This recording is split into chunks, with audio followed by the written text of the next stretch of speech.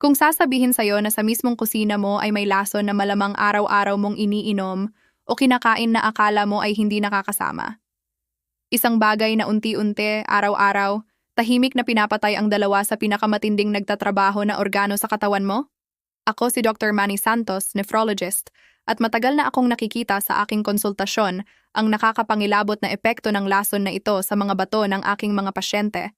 Lalo na sa mga matatanda na pumupunta sa akin kapag sobrang advanced na, sayang, ang pinsala. Ngayon ay sisirain ko ang katahimikan, pero hindi ako magsasalita gamit ang mga medikal na termino na walang nakakaintindi. Sasabihin ko ng malinaw, parang nandito ka, nakaupo sa harap ko. Ihahayag ko kung ano ang pinakamalalang lason na lumalason sa iyong mga bato nang hindi mo namamalayan. At ang pinakanakakabahala, malamang kinain o ininom mo na ito kaninang umaga pa lang. Manatili ka sa akin para malaman ito, para maintindihan ang nakakapinsalang kapangyarihan nito at higit sa lahat, para matuto kung paano magprotekta bago pa huli ang lahat. Maligayang pagdating. Salamat sa paglaan ng ilang minuto sa pinakamahalaga nating bagay, ang ating kalusugan. Bilang doktor na espesyalista sa bato, ang misyon ko ay hindi lang pagalingin, kundi pigilan na magkasakit ang tao. At naniniwala ako, isa sa pinakamahirap sa trabaho ko ay makita ang mga magagandang tao, puno ng buhay, na nagdurusa dahil sa sakit sa bato na sana ay maiiwasan. Ang problema sa bato ay sila ay mga kampeon ng katahimikan. Mga bayaning walang nagpapansin sa katawan. Isipin mo na may pinaka-advanced na sistema ng paglilinis ng tubig sa buong mundo, na nagtatrabaho 24/7 walang pahinga. Iyon ang iyong mga bato. Sinasala nila ang lahat ng dugo mo, tinatanggal ang mga lason, dumi at tubig na hindi mo kailangan. Pero hindi lang iyon, kinokontrol din nila ang presyo ng dugo mo. Tumutulong sa paggawa ng pulang selula ng dugo para hindi ka maanemya at pinapanatili ang lakas ng buto mo. Sila ang pundasyon para gumana ang lahat ng iba pa. Pero ano ang mangyayari kapag nagsimulang magkamali ang sistemang ito? Walang alarma, walang matinding sakit na magbabala. Ang chronic kidney disease ay magnanakaw. Dahan-dahan itong pumasok sa loob ng maraming taon at pagdating ng malinaw na sintomas. Pamumaga ng paa, pagod na hindi nawawala kahit ano, pulikat. Maaaring sobrang seryoso na, minsan hindi na maibabalik. Nakita ko na maraming matatanda na pumupunta sa konsultasyon ko na natatakot, nalilito, nahaharap sa dialysis o kidney transplant. At ang tanong na laging naiiwan, Doktor, bakit hindi ko namalayan? Masakit ang sagot dahil walang nagsabi sa kanila ng malinaw tungkol sa mga araw-araw na lason na sumisira sa kalusugan nila. Kaya nandito ako dahil ang impormasyon ay kapangyarihan. At ngayon gusto kong ibigay sa iyo ang kapangyarihang iyon. Bubuksan natin ang mga nakatagong kaaway na ito. Inilagay ko sila sa listahan mula sa pinakakaraniwan hanggang sa itinuturing kong pinakamalala sa lahat. Kaya samahan mo ako. Ang matututunan mo ngayon ay maaaring literal na baguhin ang takbo ng buhay mo. Bago magsimula ang listahan, mahalagang maintindihan mo kung bakit habang tumatanda tayo, ay lalong nagiging mahina tayo sa mga lason na ito. Ang edad lang ay nagbabago ng rules. Tulad ng pagkabulag o pag-ubo ng uban, tumatanda rin ang bato. Ang kakayahan nilang mag-filter, ang tinatawag na glomerular filtration rate, bumababa ng paunti-unti kada dekada. Isipin mo na parang makina ng kotse na maraming nalakbay na. Gumagana pa rin, pero wala nang dating lakas kumpara noong bago pa. Ngayon isipin mo na sa makina na matanda na iyon, sa halip na magandang langis, pinibigyan natin ng murang gasolina at pinipilit umakyat ng burol araw-araw. Ano sa tingin mo ang mangyayari? Tama, mas maaga itong masisira. Ganyan din ang ginagawa natin sa mga bato natin nang hindi natin namamalayan. Sa loob ng 50, 60 o 70 taon. Inilantad natin sila sa mga bagay na noong bata pa tayo ay parang walang pinsala, pero nag-iiwan ng maliit na peklat at nagsasama-sama ang mga peklat na iyon. Ang cumulative effect na iyon ang maaaring humantong sa kidney failure. Bukod pa rito, habang tumatanda, mas madaling magka-hypertension at type 2 diabetes. At dito gusto kong maging malinaw. Ang dalawang sakit na ito ang pangunahing sanhi ng chronic kidney disease sa buong mundo. Parang dalawang martilyo na paulit-ulit na pumupukpok sa marupok na istruktura ng iyong bato. Kaya anumang bagay na nagpapalala o nagdudulot ng diabetes at hypertension ay direktang atake sa kalusugan ng bato mo.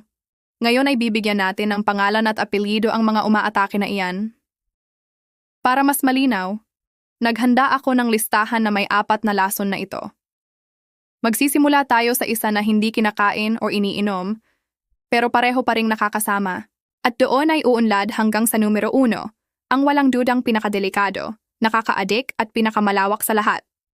Ang tunay na lobo na may balahibo ng tupa. Magsimula na tayo. Lason 4, ang katamaran. Ang tubig na nakatigil na sumasakal sa iyong bato. Ang unang lason sa listahan natin. Ang numero 4, baka ikaw ay magulat. Dahil hindi ito kinakain o iniinom, ito ay isang bagay na hindi mo ginagawa. Pinag-uusapan ko ang katamaran, ang kakulangan ng galaw, ang pag-upo ng maraming oras, manood man ng TV o nasa harap ng screen.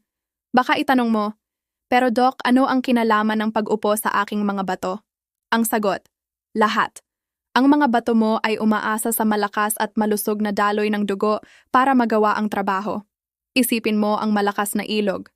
Dumadaloy ng malakas ang tubig, dinadala ang lahat at nananatiling malinis. Ngayon isipin mo ang tubig na nakatigil sa lawa. Nagsasama ang putik, nabubulok ang lahat at nagiging lason ang tubig. Ang iyong sirkulasyon ay iyon na ilog.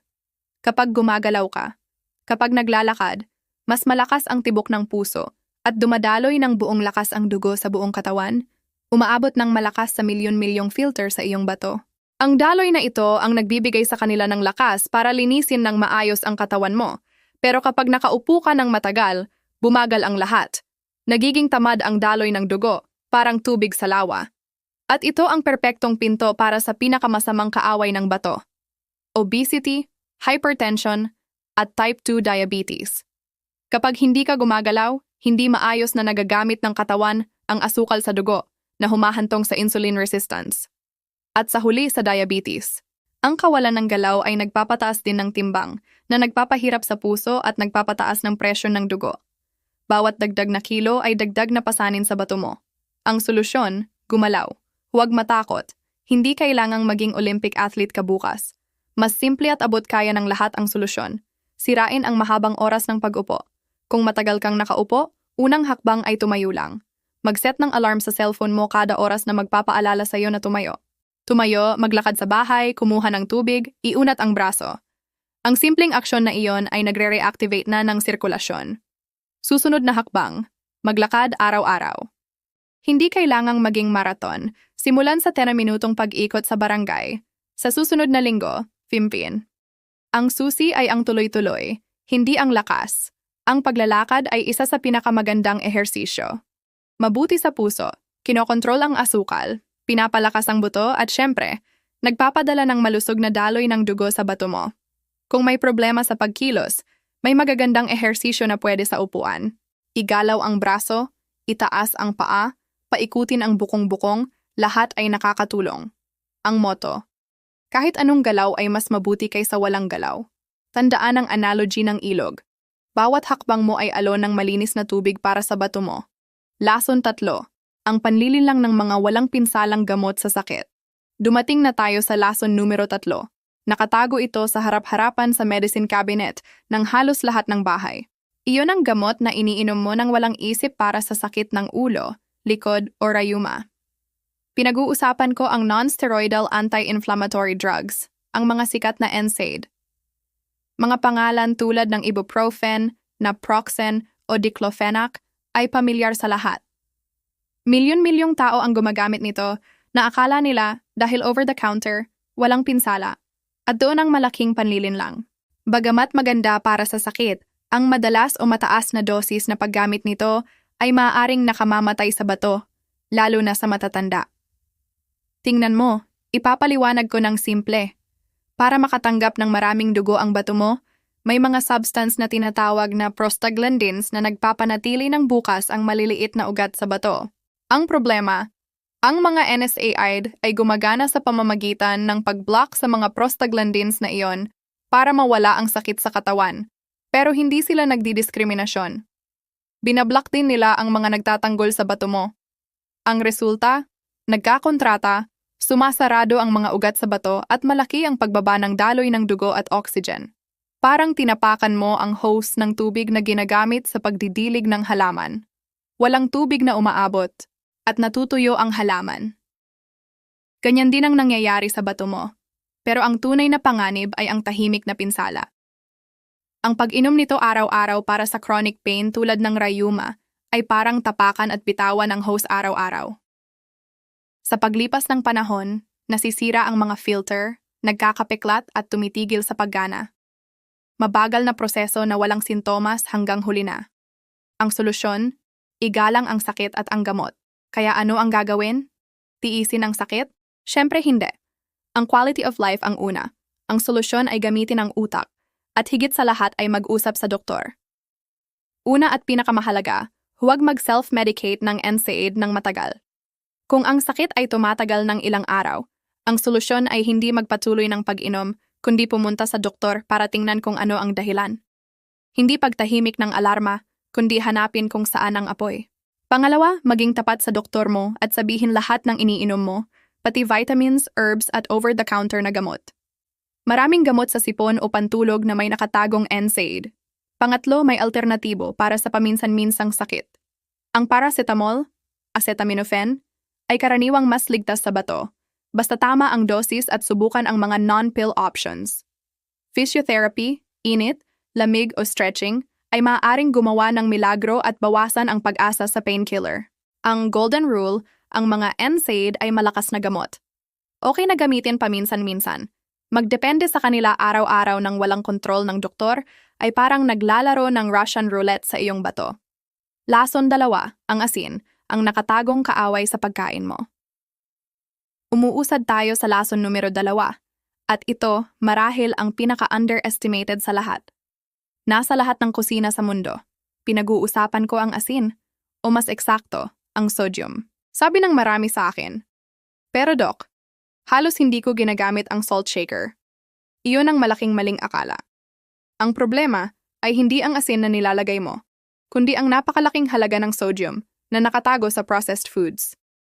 Tinatayang higit 75% ng sodium na kinakain natin ay galing doon, hindi sa salt shaker.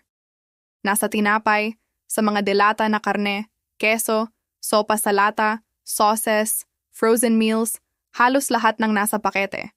Ginagamit ito ng industriya para tumagal at mas masarap ang produkto. Invisible na umaatake. At bakit ito nakakasama? Kailangan ng katawan ng kaunting sodium para gumana. Pero kapag binaha natin, nababago ang balanse. Para palabnawin ang sobrang sodium, nagre-retain ang katawan ng tubig, nagiging uhaw ka at inuutos sa bato na huwag pakawalan kahit patak ng tubig. Ang resulta, tumataas ang volume ng dugo sa ugat at tumataas ang presyon. Iyon ay hypertension. Ang hypertension ang pangalawang sanhi ng kidney failure. Ang mga filter ng bato mo ay parang maselang network ng maliliit na ugat. Isipin mo na sinusubukan mong linisin ang sutla gamit ang high-pressure hose ng bumbero. Sisirain mo ito. Ganyan ang ginagawa ng hypertension sa bato mo araw-araw. Sinisira, pinapeklatan at winawasak sa vicious cycle. Ang solusyon, maging detective ng label. Para maprotektahan ang sarili sa lason na ito, kailangan baguhin ang pag-iisip. Hindi tungkol sa pagiging walang lasa ang pagkain, kundi sa pagiging matalino sa pagkain. Ang pinakamalakas na tool mo ay matutong magbasa ng label. Baligtarin ang pakete at hanapin ang salitang sodium. Mabibigla ka sa dami ng sodium sa pagkain na hindi naman mukhang maalat, tulad ng ilang cereal o biscuit. Ang rekomendasyon ay huwag lalampas sa 2,000 hanggang 2,300 ml kada araw. Kung mataas na ang presyon mo, target ay araw 500 ml. Pangalawang estratehiya, magluto ng mas madalas sa bahay. Doon ikaw ang may full control. Pangatlo, muling tuklasin ang lasa. Binigyan tayo ng kalikasan ng maraming herbs at spices na magpapabago ng anumang ulam. Bawang, sibuyas, paminta, oregano, rosemary, turmeric, cumin, paprika. Ang lemon at suka ay maganda rin para magdagdag ng lasa ng walang sodium. At huling trick, kung bumili ka ng dilatang gulay, banlawan ng mabuti sa gripo. Sa simpleng hakbang na iyon, natatanggal ang malaking bahagi ng added sodium. Sa loob ng ilang linggo, magre-reset ang panlasa mo at mapapansin mo na ang tunay na lasa ng pagkain. Ito ay kalayaan. Ang pinakamalalang lason, ang asukal at refined flour, ang matamis at nakamamatay na magkaibigan. At dumating na tayo sa dulo. Napag-usapan na natin ang katamaran, mga painkiller at asin. Lahat ay makapangyarihang kaaway. Pero ngayon, ipapakilala ko sa iyo ang itinuturing kong numero 1 lason, ang walang dudang kampiyon ng tahimik na pagkawasak, pinaka-addict, pinakakaraniwan sa dieta natin at nagdudulot ng pinakamalalang pinsala. Ang lason na ito ay hindi kakaibang chemical. Ito ay isang bagay na nauugnay natin sa party, premyo, pagmamahal. Pinag-uusapan ko ang asukal at ang kanyang katuwang na hindi mapaghihiwalay, ang refined flour. Oo, tama ang narinig mo. Iyon na pulbos na puti at matamis, mga dessert, soft drinks at pati puting tinapay, pasta at biskwit. Sa aking karanasan, ang magkaibigang ito ang pangunahing responsable kung bakit ang diabetes ang numero 1 sanhi ng kidney failure sa mundo. Ito ang landas na paulit-ulit kong nakikita sa konsultasyon hanggang sa mapunta ang pasyente sa dialysis. Bakit ako ganyan katatag? Dahil ang asukal at refined flour na halos agad na ginagawang asukal ng katawan mo ay hindi nag-aatake ng isa-isa, nag-aatake sila ng sabay-sabay at coordinated mula sa maraming direksyon. Atake 1. Ang direktang daan patungo sa diabetes. Ang numero 1 sanhi ng kidney failure ay diabetes at ang sobrang pagkain ng asukal at harina ang pangunahing salarin ng type 2 diabetes. Kapag kinain mo sila, nagdudulot ito ng tsunami ng glucose sa dugo. Nagiging baliw ang pancreas sa paglabas ng insulin para kontrolin ito. Kung araw-araw itong nangyayari, nagiging bingi ang mga cell sa insulin at nananatili ang asukal sa dugo. Doon nagsisimula ang type 2 diabetes. Kapag mataas na chronically ang asukal, brutal ang pinsala sa bato. Literal na nagka-caramelize ang asukal sa mga filter ng bato. Ginagawa itong matigas at sinisira. Ito ang tinatawag na diabetic nephropathy, ang pinakamabilis na daan patungo sa dialysis. Atake 2, hypertension. Akala natin ang asin lang ang may sala, pero alam na natin ngayon na ang asukal ay pareho o mas masama pa sa presyon ng dugo. Ang dieta na mataas sa asukal ay nagpapataas ng presyon, kaya kahit kontrolado mo ang asin, ang asukal ay patuloy na pumupukpok sa bato mo. Atake 3, tahimik na pamamaga. Ang asukal ay apoy sa katawan mo. Nagdudulot ito ng chronic low-grade inflammation na sumisira sa loob ng lahat ng ugat, kasama na ang sa bato. Atake 4, obesity at fatty liver. Ang sobrang asukal na hindi nasusunog ay nagiging taba. Nag-iipon ang taba na iyon, nagdudulot ng obesity, isa pang risk factor sa bato, at nagde-deposit sa atay na nagdudulot ng fatty liver, isa pang kondisyon na nagbabago sa metabolismo at nakakasama sa bato. Tulad ng nakikita mo, total attack ito, kaya tinawag ko itong numero 1 lason. Ang solusyon, kunin muli ang kontrol. Mabuti ang balita, kaya nating talunin ang kaaway na ito. Ang susi ay ang kaalaman. Una, maintindihan na maraming pangalan ang asukal. High fructose corn syrup, dextrose, sucrose, maltose. Mga disguise lang ng parehong lason. Pangalawa, alisin ang pinaka-obvious na sources. Mga sugary drinks, soft drinks, packaged juices, iced tea, likidong asukal. Isang lata lang ay maaaring may higit 10 kutsarita. Palitan ng tubig, sparkling water na may lemon o herbal tea. Ito marahil ang pinakamalakas na pagbabago na magagawa mo. Pangatlo, mag-ingat sa low-fat products. Madalas tinatanggal ang taba at pinupuno ng asukal para magkaroon ng lasa. Piliin palagi ang natural versions. Plain yogurt sa halip na fruit yogurt at ikaw na magdagdag ng sariwang prutas. Pang-apat, palitan ang puting harina ng whole grain, tunay na whole wheat bread, brown rice, rolled oats. Ang fiber na nasa mga ito ay nagpapabagal sa pagsipsip ng asukal at sa wakas yakapin ang tunay na pagkain. Prutas, gulay, munggo, karne, isda, itlog, nuts.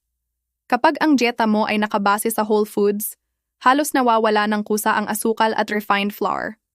Ang pagputol ng tanikala ng asukal ay ang pinakamalakas na depensa para sa bato mo. Malaking biyahe na ang nalakbay natin. Ngayon ay binuksan natin ang 4 na tahimik na lason na nagbabanta sa bato mo. 4, ang katamaran na nagpapahinto sa sirkulasyon mo. 3, ang mga NSAID na maaaring sumakal sa bato mo. 2, ang nakatagong asin na nagpapataas ng presyon ng dugo mo. 1, ang asukal at refined flour na nag-aatake ng buong buo sa katawan mo. Baka ngayon ay medyo overwhelmed ka, pero ang layunin ko ay hindi takutin ka, kundi bigyan ka ng kapangyarihan. Ang katotohanan, kahit masakit, ang tanging paraan para makagawa ng mas magandang desisyon. Hindi kailangang maging kapalaran mo ang sakit sa bato. Lahat ng lason na ito ay nasa kontrol mo. Ikaw ang magdedesisyon kung tatayo ka sa upuan. Ikaw ang magdedesisyon kung kakausapin mo ang doktor. Ikaw ang magdedesisyon kung babasahin mo ang label. Ikaw ang magdedesisyon kung pipiliin mo ang tubig kaysa soft drink. Hindi tungkol sa pagbabago ng lahat sa isang gabi. Tungkol ito sa maliit na hakbang ngayon at isa pa bukas. Bawat maliit na pagbabago ay tagumpay. Bawat lutong bahay, bawat paglalakad ay isa pang ladrilyo sa pader ng proteksyon ng bato mo. May kapangyarihan kang baguhin ang kwento ng kalusugan mo. Kung binuksan ng video na ito ang mata mo o nagpaisip sa'yo, hinihiling ko na gawin mo itong mahalagang bagay. I-share mo. Ipadala sa mga anak mo, sa partner mo, sa kaibigan. Ang impormasyong nagliligtas ng buhay ay dapat kumalat. At kung gusto mong patuloy na makatanggap ng malinaw at praktikal na payo para alagaan ang kalusugan mo, mag-subscribe sa channel at i-on ang notifications. Ngayon gusto kitang marinig. Mag-iwan ng comment sa baba at sabihin mo kung ano ang pinaka-nagulat sa'yo sa lahat ng napag-usapan natin. May babagay na hindi mo alam at balak mong baguhin mula ngayon? Babasahin ko ang inyong comments para patuloy na matulungan ang komunidad na ito. Salamat sa pagsama sa akin. Salamat sa paglaan ng oras sa pinakamahalaga. Tandaan, ang bato mo ay nagtatrabaho ng walang tigil para sa'yo kada segundo. Ibalik mo ang pabor sa pamamagitan ng conscious decisions. Ako si Dr. Manny Santos at mula sa puso ko, naway magkaroon ka ng mahaba, malusog at puno ng enerhiyang buhay. Alagaan ang bato mo, alagaan ang buhay mo.